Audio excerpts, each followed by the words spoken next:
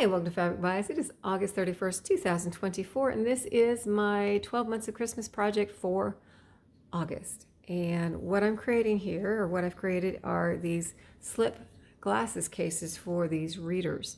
And how this project came about is my friend, who used to be my daughter's teacher a long, long time ago, had asked me if my daughter would like to sew some of these for her because she bought a 3-pack of the readers and it only came with one sleeve, which is kind of silly.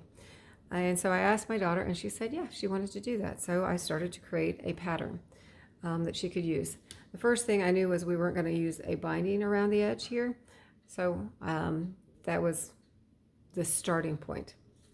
And what I did was I took a piece of paper, I folded it in half, and then I set this one that I have, this is mine, on top, and I traced around it. And then took it off and I measured a 1/2 inch all the way around and marked that, and then I cut that out of the paper. Once I had that cut out, I opened it up and I went from the mid part, the center here of the paper to the side, and I marked a line. It was too narrow, so I've actually broadened this out here and made it a little bit deeper from the initial one. So this was my, let's see, if this is the initial one that I did, and you can see that there's barely a difference here. If you look at the original from the store, you can see how much shorter this front is from the back. And so not enough difference here, you can barely tell. And then so this is my second version here, where I went a little bit deeper, but not very much. And the difference was the first time I actually put it together, I decided to leave the turning gap in the side here, thinking that it would be really hard to get this sewn on my machine, and I didn't want to do it multiple times. But turned out when I did this one, it was actually really easy. So the second one I did, I actually came up and left it to give myself a little flexibility. I didn't come all the way up to the top, and I left my turning gap up here, and it was super easy to do it that way. So on the final one that I decided to make as a draft before I gave the pattern to my daughter was here, where I came all the way up to where the lower edge of the slip meets here and closed off, and then I left my turning gap here, and I added a little tab on it. And so that's where I'm working at. My working method is to do it in that way. So I started off with this, so I have this, and what you need, you don't need this. So this was a nice starting point. What you actually need is you cut out a 7 1/4 inch high piece of fabric by 6 inches wide, and I cut mine actually by folding it both pieces. There's 2 pieces here, you need 2. I folded the fabric in half, and then I cut out 7 1/4 inches and 3 inches here to get this piece and to get the other piece. And then for the fusible fleece, which I used on this one, my first 2 I used batting, so you can see that I actually quilted it on to the outer piece first. It's not quilted on the inside. And then sewed it together, but then I opted to use, because those were scraps that I had, then I opted to use fusible fleece for the next ones and for the rest of what I'm doing here. But the fusible fleece is cut about I think I cut it about 1/2 inch shorter and 1/2 inch narrower than this piece, so that it would not get into my seam allowances here. And then pressed them on all my pieces. But once you have your 7 1/4 inch by 6 inch wide piece, then you can fold it up and round your corners here and here. And then you're going to cut from that 3 inch mark, that's center of the top, to 1 inch down on that one side. So make sure it's open, because you only want one side to dip. And cut from here, this mark, 3 inches, to here. That is going to take off this piece right here. So that'll be gone. And the key and the trick to that is, when you do that, you need to make sure that your fabric pieces are right sides together, because you're only cutting one side. And if you do right side up and right side up, when you go to match them together, the slit will be on one side and the other side, and they won't match when you put them together. So you got to make sure that they're right sides together. And then you can make that cut from the center here, 3-inch mark, down to the 1-inch mark on the side from the top. If you're using directional fabric, then you want to make sure you're doing it from the top. My fabric is actually not directional, even though it looks it, because it goes this way and it goes this way. So I chose this to be my top on that. So once you have that cut, then you're going to go ahead and sew each of those pieces. And when you sew the pieces, you just fold them in half again, and then you're going to sew from the side all the way up and around to where that dip is, and then stop right there. You do that on both pieces, so you can start here at the cut also and come all the way around, carefully coming around your curve and stopping there. Once you've got that done, then you're going to trim your edges here around. I use pinking shears because it's just easier, but you can do that back and forth snipping so that your fabric will lay better once you're turning it right side out. And you're going to do that on the inside piece and the outside piece here. And then the other piece that you need is a tab if you want it. This is optional completely. And the way you do this is for some of them, I used a 2-inch wide piece that was really super short. This was probably 2.5 inches to begin. I have this piece here, which is 1 inch and 3/4. And all you do is take it and fold it in half, press it, open it back up, and fold the ends in like that. Press it, and then fold it in half again and press it. And then you're going to sew up both sides. So sew up here and sew up here. I always sew the open side closed first and then sew down the other side to make it a nice finished look. Once you have that sewn, then you're going to take it and stick it in your exterior piece and stitch it right in that center. So where the fold is, place it in the fold and then stitch it onto this exterior piece within the seam allowance so it doesn't show in your stitching. And that way you don't have to clip it in place, it just stays in place. You could also pin it if you prefer, but I like to have it stitched in place so it's not going anywhere. I'm not worried about it. Then you're going to take this piece and turn it right side out and poke out all the corners and everything, and then stick it inside this other piece here.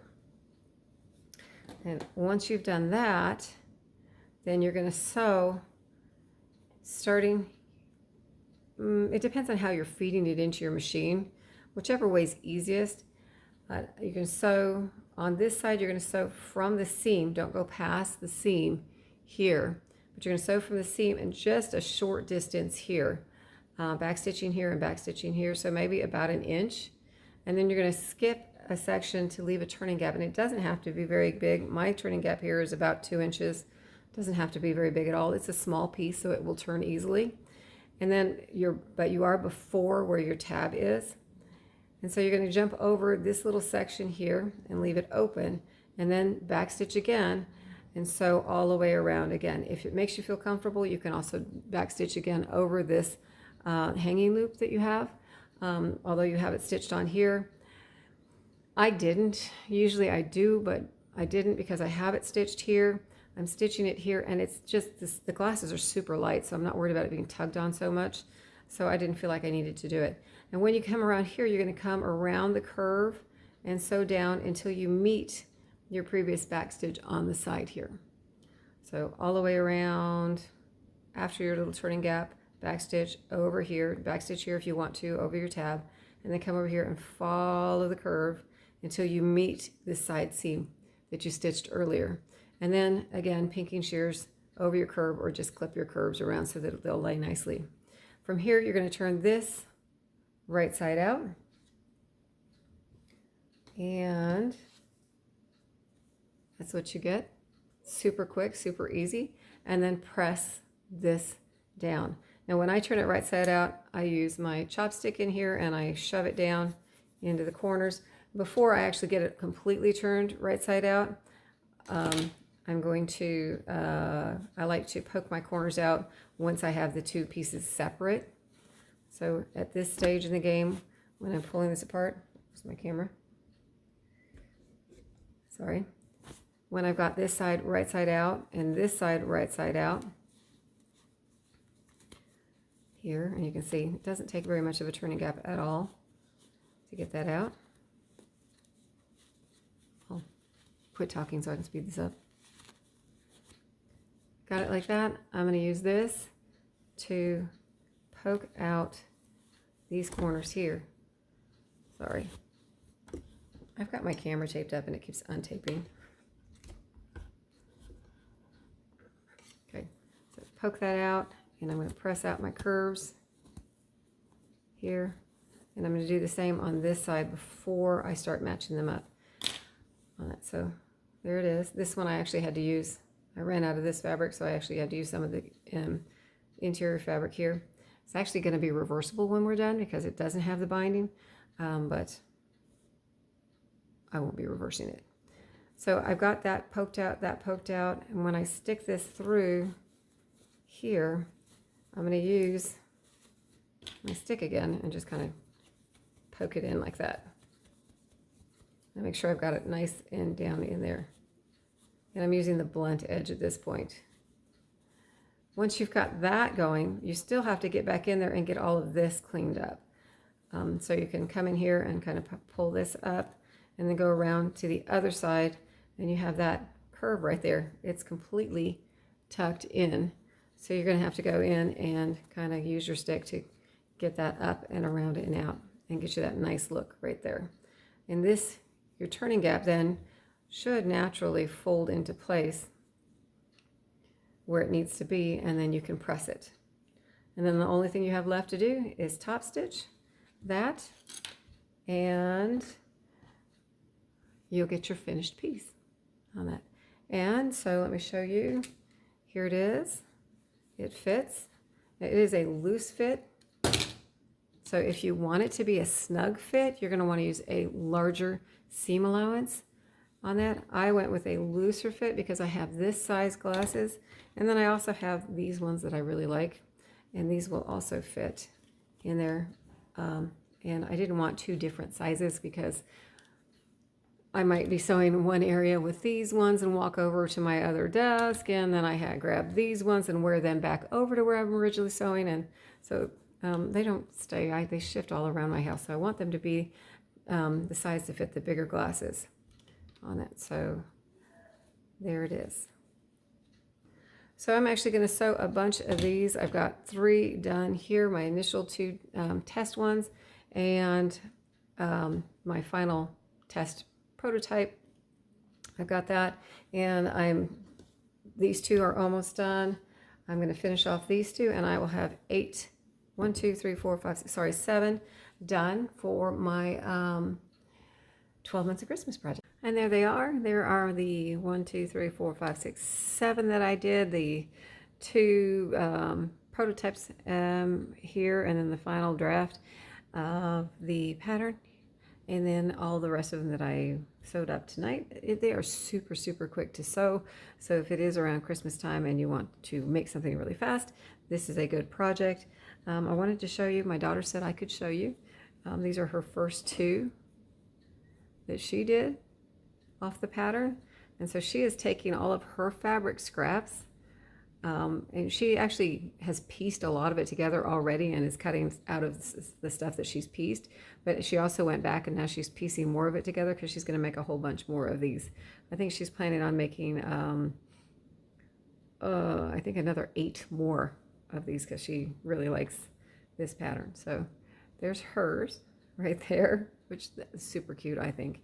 And there's the ones that I sewed for the 12 months of Christmas. So I hope you like them. I hope that wherever and whenever you're at, you're having a great time. And thanks for watching.